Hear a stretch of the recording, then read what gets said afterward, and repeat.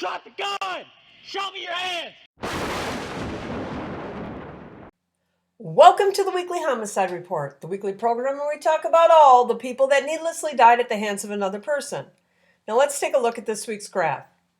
Chicago reported 14 this week. That sounds like a lot, but barely makes the top 10 for worst weeks in Chicago this year. Philly recorded 8 this week. They've managed to stay in the single digits for all but 10 weeks this year, resulting in 81 fewer deaths this year than at the same time last year. New York reported 4, and as bad as you may think New York is, on a per capita basis, it's still a very safe city.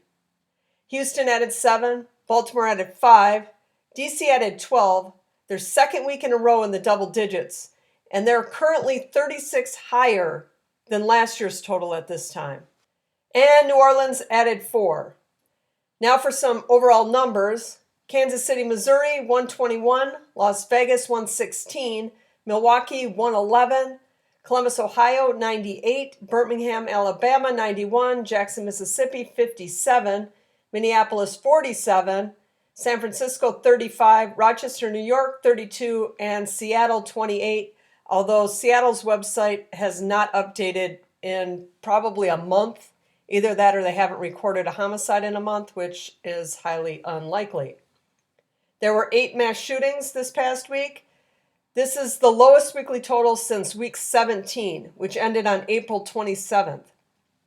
That week reported 7. 6 of these this week were covered in this video that posted on Tuesday. 8 kids under 11 and 19 between 12 and 17 lost their lives due to gunfire. Compared to this time last year, there's 21 fewer under the age of 11 and 74 more from 12 to 17 that have lost their lives to gunfire. There were 30 defensive use of a firearm incidents reported this week. In all, there have been 716 reported all year, which is 9 fewer than this time last year. I've talked about this many times before, but this is the one stat that has consistently been on a decline. In 2017, we recorded 2,116 defensive use incidents, and that number has declined every year since down to 1,205 last year. And this year we'll likely see another big drop. We lost 2 officers in the line of duty this week. Both were covered in this weekly line of duty video.